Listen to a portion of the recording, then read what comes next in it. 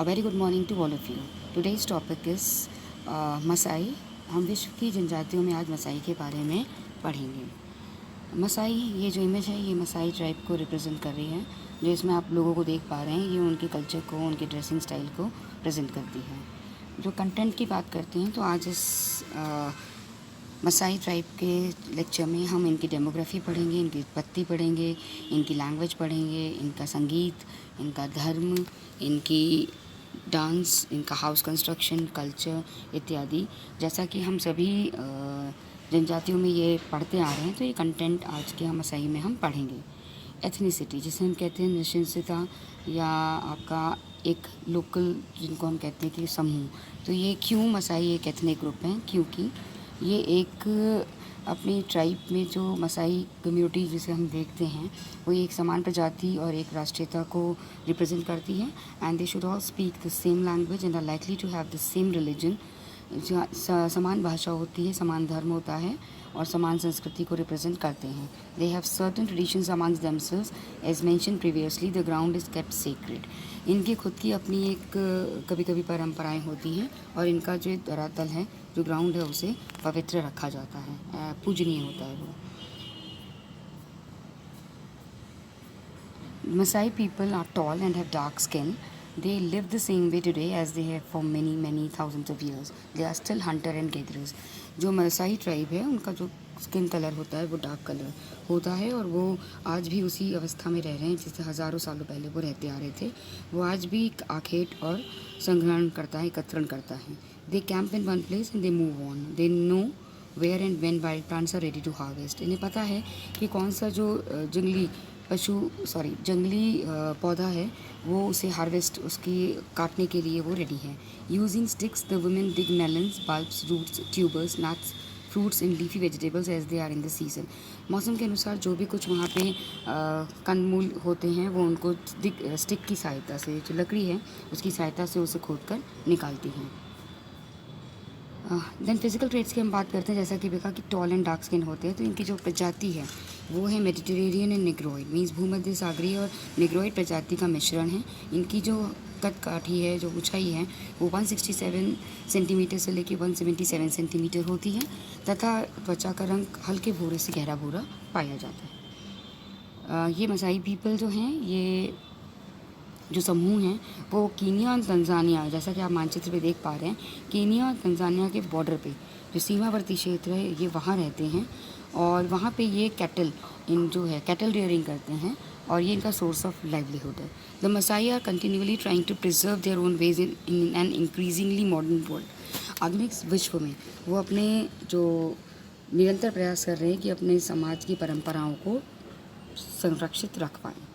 ये इनका मानचित्र है. जोग्राफिकल डिस्ट्रीब्यूशन, कीनिया और तंजानिया का bordering land, southern Kenya and northern Tanzania. Language इनकी माँ होती है एंड अराउंड 1 मिलियन, क्योंकि सेंसस का कुछ होता नहीं है, कर नहीं सकते, तो इसलिए इनकी इस लगभग की संख्या जो है वो 1 मिलियन है. हिस्ट्री, इनका ऐतिहासिक स्वरूप हम देखें कि इनका कब विकास कहाँ से शुरू हुआ, तो the Maasai originated north west Kenya, उत्तर पश्चिम कीनिया में हुआ था. नाइल घाटी, जो नील की घाटी है, उसके निचले भागों में मध्यवर्ती Tanzania and northern Kenya during the 17th and 18th century. Mean 17वीं और 18वीं शताब्दी में आपका नील नदी के निचले भागों में मध्य तंजानिया, उत्तरी कीनिया और नॉर्थ वेस्ट कीनिया में हुआ. ये they began migrating south in the 15th century. दक्षिण की ओर इनका पलायन या प्रवासन जो हुआ था वो 15वीं शताब्दी में हुआ. Maasai territory reach its most dominant size in 19th century. जो इनका आकार और स्वरूप है मसाई का, इनका क्षेत्र का, वो 19वीं शताब्दी में सबसे चरम पे था. Maasai are the southernmost Nilotic speakers and are linguistically most directly related to the Turkana and Kalenjin who live near Lake Turkana in west central Kenya. Paschim Madhya Kenya में रहने वाले जो तुर्कन हैं और कलिंजिन हैं, ये उनसे प्रत्यक्ष रूप से भाषा के आधार पर जुड़े हुए हैं. ये निलोटिक भाषा बोलते हैं. According to Maasai oral history and the archaeological record, they also originated near lake Turkana. Even अभी तक तो हमने कहा ही था कि उनका नील नदी के निचले भागों में कीनिया तंजानिया में हुआ है, लेकिन जो हमें अन्वेषण के अकॉर्डिंग जो रिकॉर्ड मिला है वो भी यही चीज़ बताता है कि तरकाना के समीप इनका उत्पत्ति हुई है. Maasai are pastoralist and have resisted the urging of the Tanzanian and Kenyan governments to adopt a more sedentary lifestyle, क्योंकि ये पशुपालक हैं एंड इन्होंने जो तंजानियन और कीनियन गवर्नमेंट का है कि थोड़ा सा स्थायी रूप से जीवन शैली को अपनाएं, तो ये उसका प्रतिरोध करते हैं. They have demanded grazing rights to many of the national parks in both countries and routinely ignored international boundaries as they move their great cattle across the open savanna with the changing of the seasons. Basically Kenya और Tanzania की सरकार से इन्होंने, क्योंकि international boundaries हैं तो ये Indian सीमाओं को नहीं मानते, दोनों कंट्री से नेशनल पार्क में उन्होंने अपने पशुओं को चराने की जो अनुमति है वो ले रखी है या लेना चाहते हैं.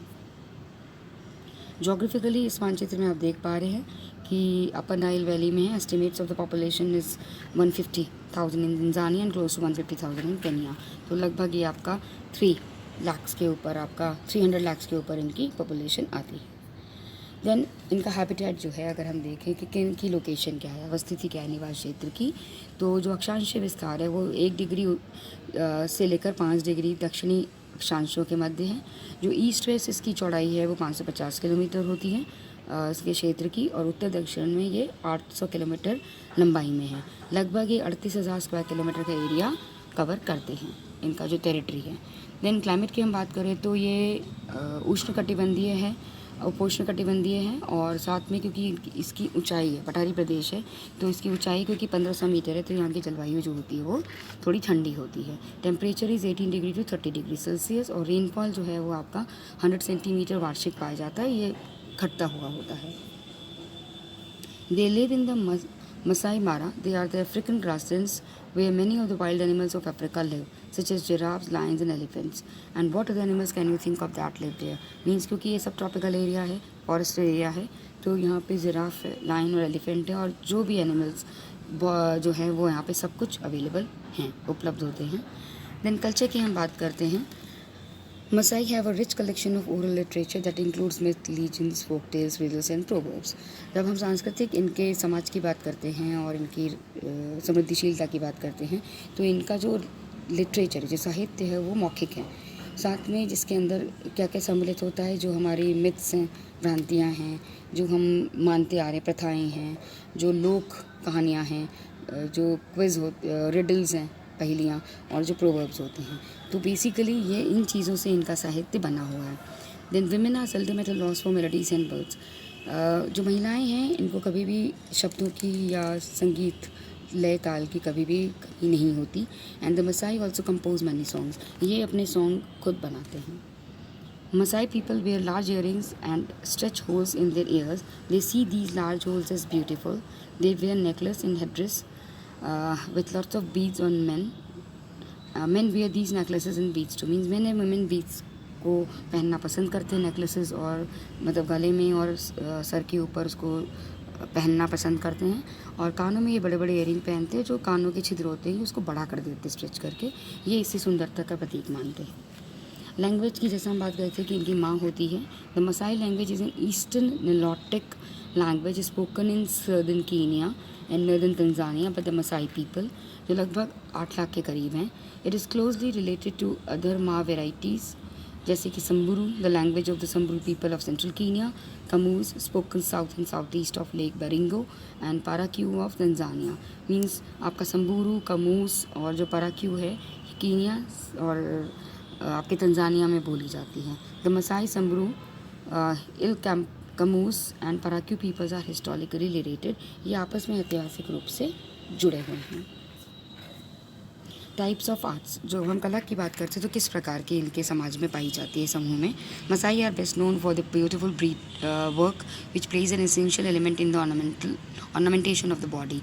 इनके यहाँ मोती जो है उसके बने हुए आभूषण को बहुत प्रमुख या मेजर रोल प्ले करता है इनके उसमें, क्योंकि बहुत महत्वपूर्ण तत्व होता है और ये उससे अपनी बॉडी को, अपने शरीर को सजाते हैं. Young men who often cover their bodies in ochre to enhance their appearance may spend hours and days working on ornate hair styles which are ritually shaped as they pass into the next age grade. इनके जो young man हैं, जो युवा समूह हैं, युवा पुरुष हैं, वो भी अपनी बॉडीज़ को सजाते हैं और उसमें कम से कम बहुत घंटे और दिनों का समय लगता है उनकी हेयर स्टाइल को बनाने में और संवारने में. साथ में इनके यहाँ ये परंपरा है कि ये अपने सिर को शेव कर देते हैं जब ये नेक्स्ट